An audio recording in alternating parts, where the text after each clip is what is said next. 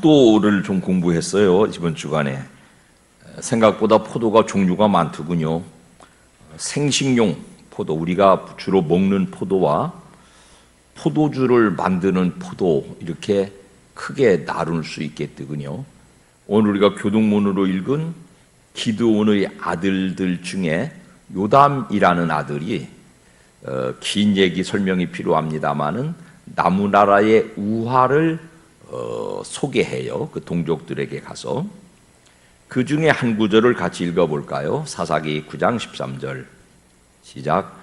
포도나무가 그들에게 이르되 하나님과 사람을 기쁘게 하는 내 포도주를 내가 어찌 버리고 가서 나무들 위에 우쭐대리요. 왕이 되는 것보담 그 열매의 가치를 소중하게 여기는 나무가 포도나무군요. 그 포도나무이신 예수님은 가지가 되는 우리 교회 그리고 우리 성도들을 통해서 다양한 조건을 거쳐서 다양한 열매를 맺는다. 그렇게 광범위하게 설정해 주고 계세요. 예수님이 맺는 포도가 뭐 캠벨일까, 샤인머스켓일까 그렇게 생각하시면 안 되는 것이 예수님은 사람을 열매로 맺으셨습니다. 매우 다양하게요. 그러니까 이 자리에 예배하고 있는 저나 여러분 모두가 다 예수님께서 맺으신 열매들이에요. 얼마나 다양한지요. 사람들은 여러 가지 기준을 가지고 여러 사람들을 성향별로 구별하기를 좋아합니다. 저도 인생에 궁금한 게 많았던 사람이어서 별하별 공부를 다 해봤어요. 관상, 수상, 족상, 체상 뭐 그런 공부 다 해보고요. 사상, 체질에 의하여서 사람의 성격이 어떤지 뭐 그런 공부들을 제법 열심히 했어요. 동양, 서양 모두가 사람을 나누는 기준은 근본적으로 네 가지더만요. 외향적이냐, 내향적이냐, 그 다음에 그 사람이 이성적이냐, 감성적이냐, 이 네 가지 기둥을 가지고 여러 조합을 통해 가지고 16가지, 뭐 48가지 다양한 성향의 사람들로 구별해요. 요즘 이제 우리 한국 사회에 사람의 성향을 구별하는 중요한 테스트가 하나 있는데 메이앤 브릭스라는 사람이 만든 MBTI라고 하는 인성 검사 프로그램을 가지고 자기가 어떤 사람인지 성향을 제법 잘 조사할 수 있어요. 저도 해봤죠. 한 8시간짜리 프로그램으로 내 자신은 어떤 사람인가를 깊이 좀 들여다보는 적이 있었어요. 그런 뭐 기회가 되면 MBTI 테스트 같은 것도 한번 좀 받아보시면 나는 어떤 성향의 포도 열매인지를 좀 분별할 수 있을 거예요. 그럴 만큼 그 비용도 많이 들고 시간도 많이 들고요. 또 간단하게도 물론 할 수 있지만, 그렇지 못하다면 혹시 제게 오시면 제가 가지고 있는 아주 간단한 방법으로 사람들의 성향을 대별하는 프로그램을 한번 시연해 드릴 수 있습니다. 그 결과를 간단하게 오늘 좀 설명드리려고 그러는데요. 사람은 굉장히 종류가 다양하다는 뜻이에요. 성경에 나오는 사람들로 그들의 4가지 정도의 성향을 설핏 설명드려 보면 아브라함과 같은 사람이 있어요. 내성적이고 소심한 사람이에요. 우리 한국의 특별히 여성들을 중심으로 하면은 80% 이상을 차지하는 성향의 사람들이죠.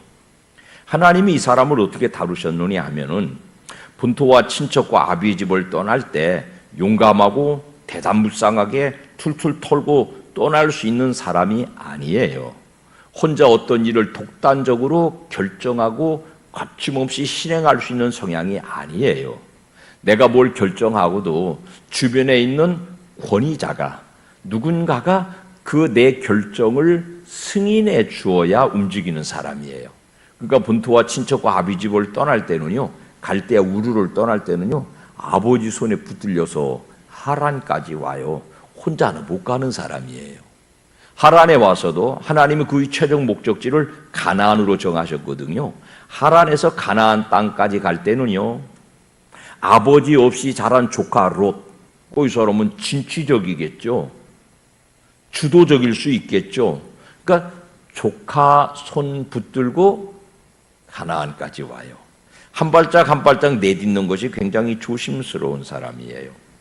자기가 가지고 있는 지식과 정보와 경험을 다 동원해서 어떤 일을 결정했어도요, 절대로 단독 행동을 못해요.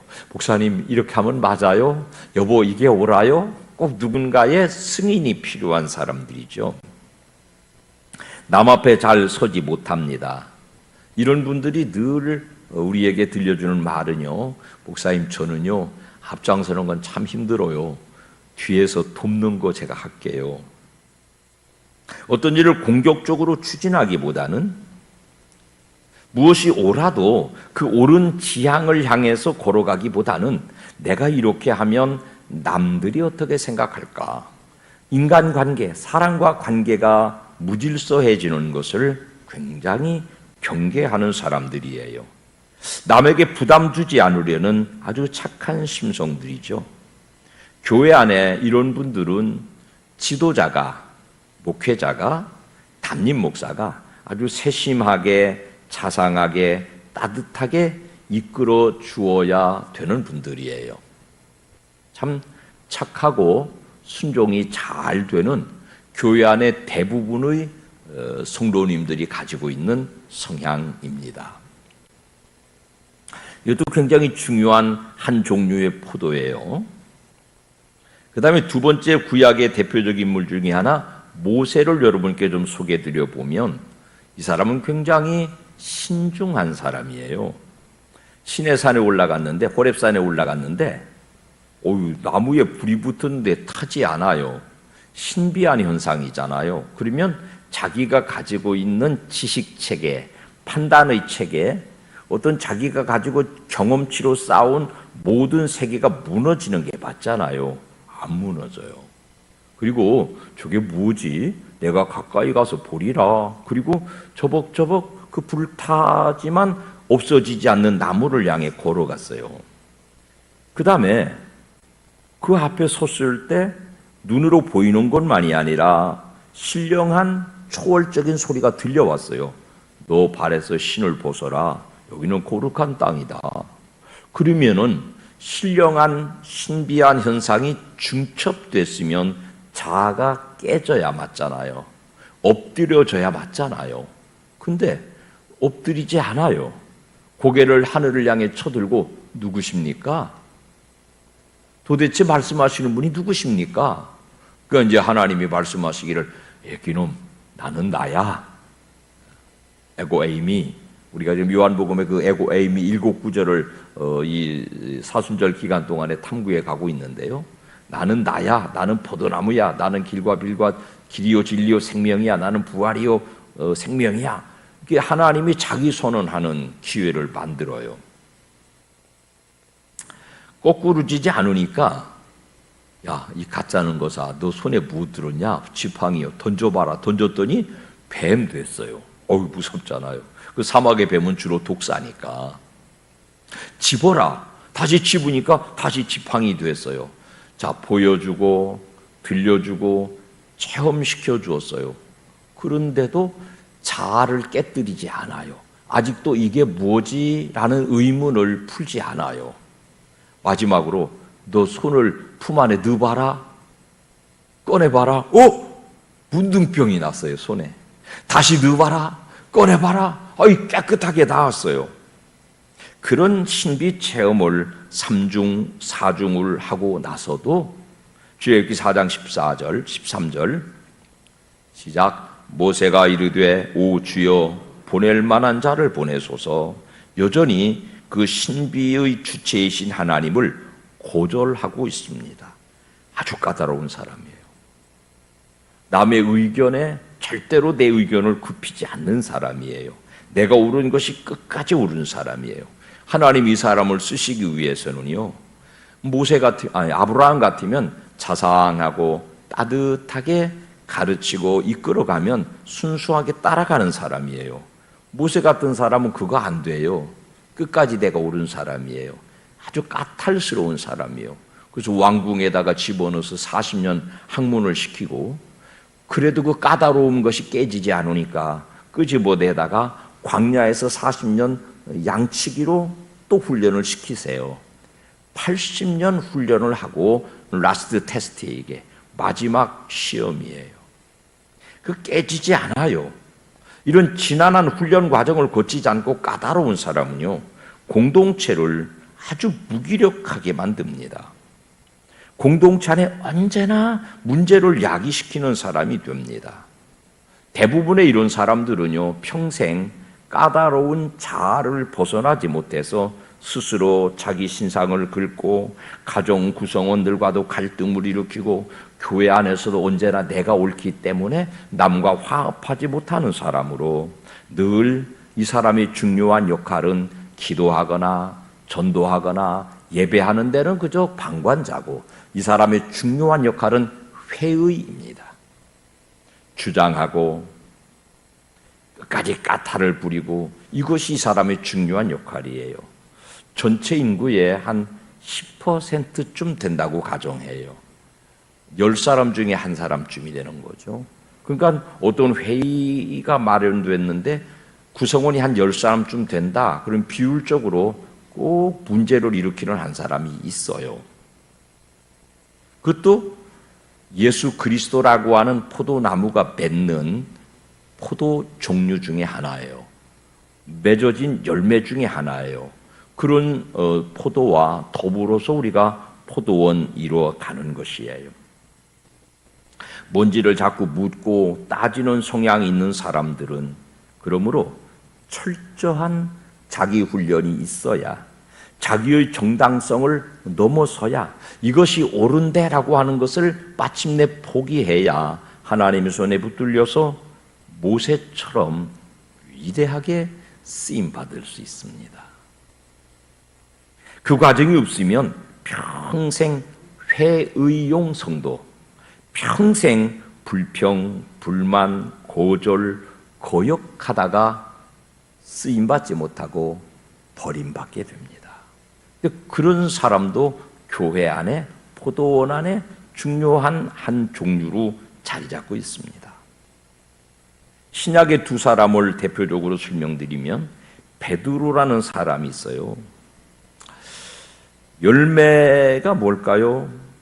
밤이 맞도록 수고했지만 얻은 것이 없는 빈 배인 그에게 그날 새벽에 물고기를 가득 차게 잡게 해주시는 단 한 번의 체험을 통해서 배와 그물을 다 버리고 예수님을 따르기로 결정하는 격정의 사람, 감정적인 사람이에요.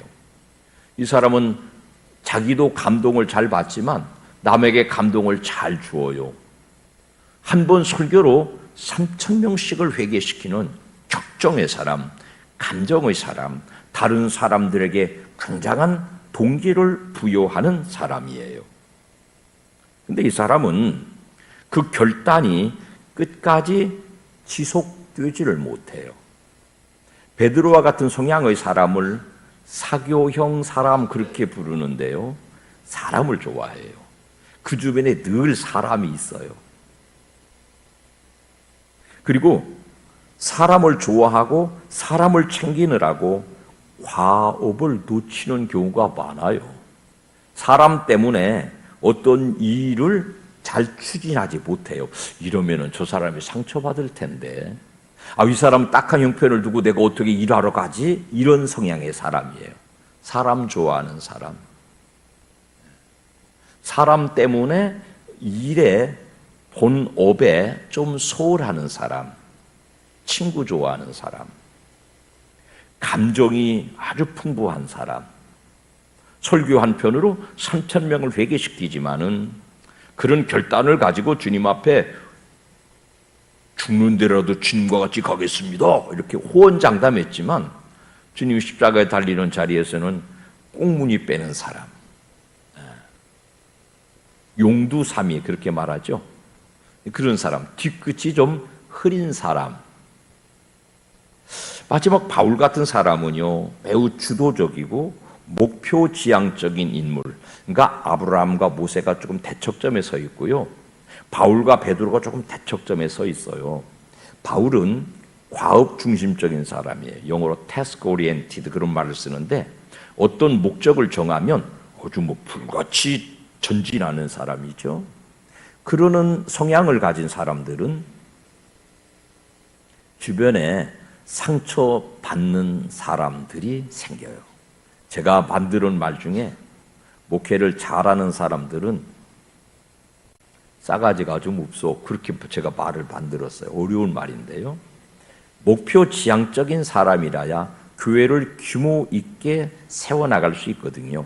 근데요, 규모 있게 세워진 교회의 주변에는 언제나 상처받은 사람들이 있습니다. 바울은 굉장한 복음 전도자였잖아요. 어린 마가 같은 사람은 버림받았어요. 눈물로, 상처의 진액으로 청소년 길을 지내게 만들어요. 그러니까 바울 같은 사람은 어떤 일을 이루는 데는 아주 목표를 잘 달성하지만 주변 사람들과 관계가 별로 좋지를 못해요. 이런 분들에게는 일도 좋지만 사람에게 좀 더 따뜻하셔야 그렇게 좀 권면드리고 싶죠. 다행스러운 것은 노년의 바울은 사람에게 훨씬 후덕한 사람으로 원숙해졌어요. 그래서 자기가 어렸을 때 버린 마가를 굉장히 중요한 동력자로 다시 요청하는 인격적 성숙을 보이죠. 예수님은 포도나무고 교회는 그 가지며 성도들은 그 가지 각각에 붙어 있는 열매로 이해해요. 포도나무는 다시 말씀드리지만 제목은 아니에요. 포도나무의 궁극적 존재의 목적은 열매입니다. 15장 6절에 시작. 사람이 내 안에 거하지 아니하면 가지처럼 밖에 버려져 마르나니 사람들이 그것을 모아다가 불에 던져 사르느니라. 여러분, 불을 피우는 목적은요, 불을 피워서 음식을 만들거나 물을 끓이거나 하는 용도도 있지만 지금 같은 용도는 불필요한 것들을 제거하는 불이잖아요. 불에 던져 살라버린다. 그 불 가지고 무슨 국을 끓인다, 밥을 한다는 것이 아니고 이 재료를 태워서 소멸시켜버린다. 두려운 거죠. 지옥의 불쏘시개, 그렇게 말씀드리면 더 이해가 쉬울지요. 결실하는 성도님들, 예수님을 공급받아서 인격적 성숙을 이루는 잘 익은 각각의 포도 열매들이 되시기를 주님 이름으로 축원합니다. 어떤 성향이든지 아브라함 같든지 모세 같든지 바울 같든지 베드로 같든지 내가 가지고 있는 품종대로 주님의 공급을 받아서 잘 성숙된 열매로 다 쓰임 받았잖아요. 아브라함대로, 모세대로, 베드로대로, 바울대로 하나님의 요긴한 도구로 쓰임 받았잖아요. 첫째, 예수님께 붙어 있어야 돼요. 항상성을 강조하는 말이에요. 늘 공급받으시라는 땅이에요. 우리 땅도 그렇지만 이스라엘, 특별히 메마른 땅에서 줄기에서 가지가 잘려진다. 바로 말라버리죠. 우리가 주님과 분리되면 영적 생기를 잃어버립니다. 매일의 신앙생활을 절대로 간과하지 마십시오. 뜨문뜨문 주님과 교제하면 영성이 메마릅니다. 촉촉하지 않습니다. 거칠어지고 강팍해집니다. 예수 그리스도를 365일 늘 공급받는 것을 항상성, 예수님께 붙어있는 가지. 두 번째, 오늘 본문 2절 시작. 무릇 열매를 맺는 가지는 더 열매를 맺게 하려 하여 그것을 깨끗하게 하시느니라. 이제 최성수 장로님이나 박은주 집사님은 뭔 소리인지 딱 알아들으실 거예요. 지금쯤 포도밭에 가보시면 가지치기가 잘 돼 있어요. 말끔합니다. 거기서 이제 새순이 나서 열매 맺죠. 성결한 삶이란 가지치기 잘하는 삶이에요. 신앙생활에 방해되는 요소들이 더 무성하게 자라나는 게 인생이거든요. 넝쿨만 무성하면 결실은 빈약해요. 그래서 가지치기가 꼭 필요해요. 불필요한 요소들을 잘라내는 성결의 은혜가 꼭 필요합니다. 저는 개인적으로 베드로처럼 사람 좋아해요. 친구가 많아요. 그래서 30대에 목회를 시작하면서 제가 마음에 다짐 둔 거, 교회를 벗어나지 말자. 교회를 벗어나지 말자. 교회 밖에 나가면은 친구들만 많고 친구들을 만나면 시간이 막 휙 지나가니까 그 사람 관리를 잘하자. 그 가지치기 중요하게 했어요. 30대에. 밖에 안 나가는 거, 서재에, 기도실에 들어 앉아 있는 가지치기를 엄청 열심히 했어요. 그 지금도 24시간 교회에 있어요. 그 주변 사람들이 굉장히 놀래요. 저보고. 이 목사는 잘 싸돌아다니는 것 같은데 언제나 전화해보면 교회가 있다고. 내가 그거 40년 훈련한 거야. 속으로는 그러죠. 가지치기 하세요. 여러분 신앙생활은 어떤 좀 약점 있으세요? 어떤 데 필요 없이 에너지가 낭비되세요? 가지치기 하셔야 영적인 열매 잘 맺을 수 있습니다. 주님께 붙어있는 가지는요, 주님의 공급을 받습니다. 근데 여러분, 주님이 우리에게 항상 공급해 주시는 게 뭘까요? 포도나무는 아마 수액이겠죠? 9절 말씀 시작. 아버지께서 나를 사랑하신 것 같이 나도 너희를 사랑하였으니 나의 사랑 안에 거하라. 여러분, 나무와 가지는 진액으로 연결돼요. 주님이 원줄기 포도나무이시고 교회라는 가지를 통해서 우리에게 포도 열매인 우리에게 공급해 주시는 진액은요, 사랑이에요. 사랑하는 여러분, 아브라함이 됐든 모세가 됐든 바울이 됐든 베드로가 됐든 사랑이 공급되면 어떤 열매든지 유용하게 쓰임 받습니다. 포도의 중요한 품질은 당도가 몇 브릭스냐. 포도는 우선 단맛이 나야 되더만요. 근데 있잖아요, 그 이외에는 이 포도는 이런 향이 있고 저 포도는 저런 향이 있고 그래요. 근데 모든 포도의 품질을 결정하는 가장 중요한 요소는 당도예요. 얼마나 다냐. 우리가 그리스도의 열매로서 가장 중요한 품질은, 우리가 성도로 그리스도의 열매라고 보면 가장 중요한 품질은 내 속에 사랑의 브릭스가, 사랑의 농도가 얼마나 진한 것이냐. 우유부단한 아브라함이든지 지나치게 까다로운 모세라든지 용두삼위격인 베드로라든지 일밖에 모르는 바울이라든지 이 모든 성경의 사람들은 그리스도께 붙어 있었어요. 하나님의 농장의 열매들이었어요. 중요한 것은 그들에게는 하나님의 사랑이 잘 공급돼서 사랑의 브릭스가, 사랑의 농도가 진한 도구들이었어요. 그래서 하나님이 사용하셨거든요. 그리스도께 붙어 있어서 그리스도의 사랑을, 그 따뜻한 온기를, 그 뜨거운 열정을 늘 공급받으셔서 정말 하나님의 나라의 색깔은 각각 다르지만, 향미는 각각 다르지만 당도가 높은, 사랑의 농도가 높은 하나님의 도구들로 잘 쓰임 받으시기를 주님 이름으로 축원합니다.